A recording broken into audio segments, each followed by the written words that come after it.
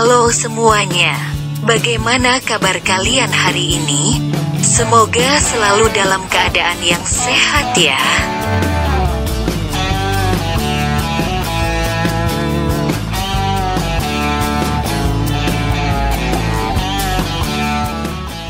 Video kali ini adalah alur cerita drama Korea Pachinko episode pertama.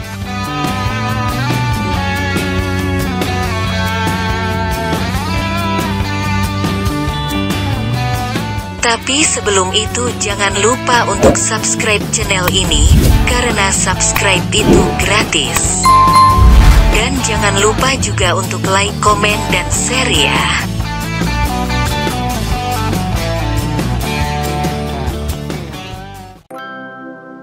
Pada tahun 1910, Jepang menjajah Korea dengan tujuan agar bisa memperbesar kekaisarannya. Dan di bawah pemerintahan Jepang, banyak warga Korea yang kehilangan penghidupan, dan memaksa mereka untuk meninggalkan tanah air dan menuju ke negeri asing. Walaupun demikian, banyak di antara mereka yang berusaha bertahan.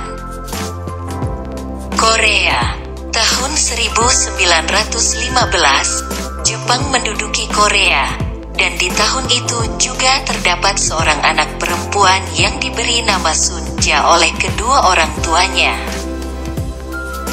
Sunja memiliki sifat yang riang, serta tumbuh menjadi gadis yang pintar. Sunja diajak oleh ayahnya ke sebuah pasar. Di sana ia terlihat begitu senang saat ada petugas keamanan yang lewat. Ayah Sunja memintanya untuk menundukkan kepala, dan semua orang di sana berhenti beraktivitas sampai kedua petugas tersebut lewat. Kemudian Sunja kecil bertemu dengan salah seorang pria. Ternyata di sana Sunja membantu pria tersebut untuk bernegosiasi saat si pria sedang menjual ikan hasil tangkapannya. Calon pembeli yang mereka temui hanya membayar sebanyak 30 saja. Namun menurut Sunja, pembeli tersebut harusnya membayar 3 kali lipat. Itu karena sebuah kedai yang tidak jauh dari sana bersedia membayar 2 kali lipat hanya untuk separuh ikan yang dibawa oleh pria itu. Akhirnya ikan tersebut dibayar sebanyak 80 oleh si pembeli. Berkat bantuannya Sunja mendapat imbalan yang sebenarnya. Sunja dilarang untuk menerima hal seperti itu oleh ibunya. Saat berada di kapal, Sunja menanyakan kejadian di pasar saat seseorang ditangkap oleh petugas keamanan, dan menanyakan apa yang akan terjadi. Ayahnya menjawab bahwa ayah dan ibunya akan menjaga Sunja dengan baik. Kisah berpindah di tahun 1989, di mana Sunja sudah menjadi wanita dewasa yang memiliki cucu bernama Solomon. Solomon yang awalnya berada di New York, akhirnya pulang ke Osaka. Sunja sangat senang melihat cucunya pulang. Solomon yang baru tiba di rumah mencoba memainkan piano. Namun menurut Sunja, permainan piano Solomon tidak ada peningkatan. Namun Sunja tetap ingin Solomon belajar piano karena piano itu mahal. Sunja meminta Solomon menolongnya menyiapkan makan. Namun sebelum ke dapur, Solomon melihat foto Sunja kecil bersama ayahnya. Kembali ke masa Sunja kecil, Ibu Sunja memarahinya karena menerima uang dari pria yang ia temui di pasar. Ibu Sunja juga menganggap ayah Sunja terlalu memanjakannya. Ibu Sunja berkata seorang wanita tetap harus bisa mencari makan.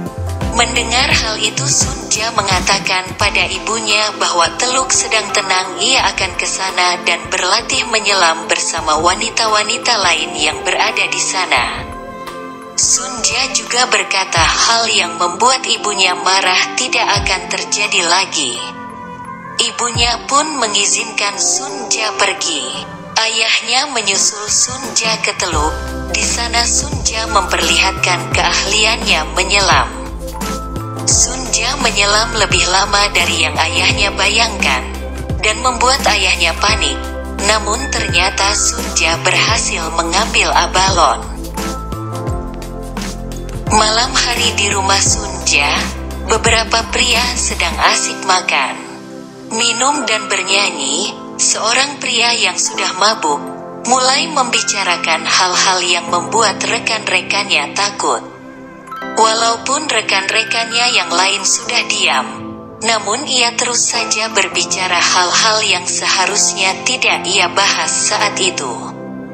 Mengetahui hal itu, Ibu Sunja menanyakan kepada ayah Sunja kenapa ia tidak menghentikan perbuatan pria tersebut, karena hal itu juga bisa berpengaruh terhadap kehidupan keluarga Sunja. Ibu Sunja takut jika tentara Jepang mengetahui bahwa mereka memberikan makan dan menampung orang yang menjelekan Jepang, maka ayah dan Ibu Sunja akan ditangkap, dan siapa yang akan menjaga Sunja? Ternyata Sunja juga mendengar hal itu. Keesokan paginya, Sunja mengikuti pria tersebut, dan mengatakan apa yang pria tersebut katakan semalam itu membuat semua orang menjadi takut. Menurut pria tersebut, semua perkataannya itu pengaruh ia sedang mabuk dan lelah. Ia juga meminta Sunja untuk tidak memikirkannya, tetapi Sunja menyuruh pria itu untuk segera pergi jauh. Siang harinya Sunja yang baru pulang, melihat dua orang tentara sedang menemui ibunya, dan menanyakan keberadaan pria tersebut yang dikenal dengan nama nelayan Song. Ibu Sunja mengatakan bahwa ia terakhir melihat pria tersebut beberapa hari yang lalu dan tidak mengetahui apa aktivitas pria tersebut. Sunja pun lari menemui ayahnya yang sedang bertani. Akhirnya ayah Sunja pulang dan menemui dua tentara tersebut. Ayah Sunja juga mengatakan bahwa mereka tidak mengetahui bahwa pria tersebut tidak setia terhadap Jepang. Namun ia pergi dengan meninggalkan barang-barangnya di rumah Sunja. Pria tersebut bahkan masih berutang 2 bulan uang sewa kamar. Salah satu tentara merasa kesal karena ayah Sunja tidak melaporkan bahwa ada pihak-pihak yang tidak setia. Padahal sudah seharusnya jika ayah Sunja mengetahui maka harus melapor. Untung saja tentara yang satu lagi masih bisa bersikap tenang dan hanya memberi teguran kepada keluarga Sunja. Kembali di tahun 1989, Solomon datang membantu Sunja memasak. Tangan Solomon justru terkena minyak panas.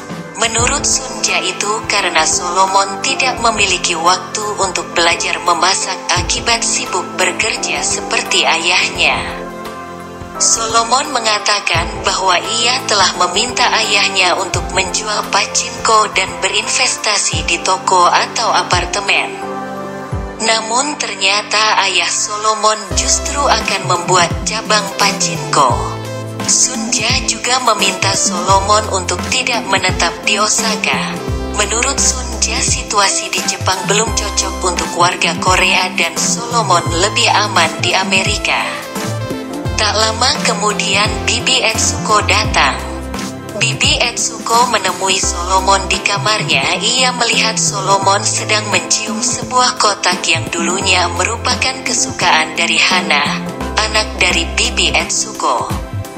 Bibinya tidak menyangka Solomon masih menyimpannya agar bisa terus mengingat Hana yang tidak diketahui keberadaannya sama sekali. Bahkan bibinya juga sudah menyewa detektif untuk mencari Hana. Bibinya yakin bahwa Hana masih hidup. Tiba-tiba saja Sunja yang sedang berada di dapur teringat dengan sebuah kejadian saat ia masih kecil. Ia melihat nelayan Song ditangkap tentara dan dipukuli.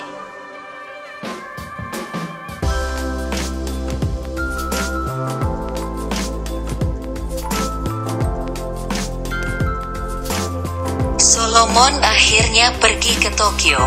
Ternyata ia akan bekerja di sana. Saat sedang berada di ruangannya, Solomon bertemu dengan Mr. Andrews yang merupakan rekan kerja Solomon di perusahaan tersebut. Saat Sunja masih kecil, ayahnya sakit dan meninggal dunia. Hal itu membuat Sunja sangat sedih. Tapi ia masih mengingat pesan ayahnya yang menyuruh ia untuk kuat dan bertahan.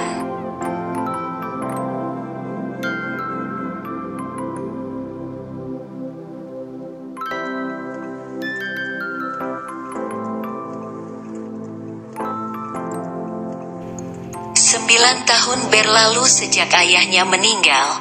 Sunja tumbuh menjadi wanita yang cantik dan semakin pintar. Sunja juga banyak dikenal orang karena sifatnya yang baik dan ramah.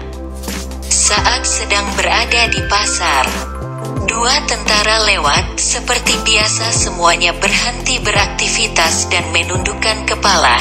Tapi berbeda dengan Sunja, ia tetap berdiri tegap. Hal itu membuat Hansu yang saat itu juga sedang berada di pasar menanyakan siapa gadis tersebut kepada seorang karyawannya. Ia mengatakan bahwa Sunja merupakan anak dari seorang pengelola rumah pondokan di Yongdo. Hansu terlihat tertarik kepada Sunja.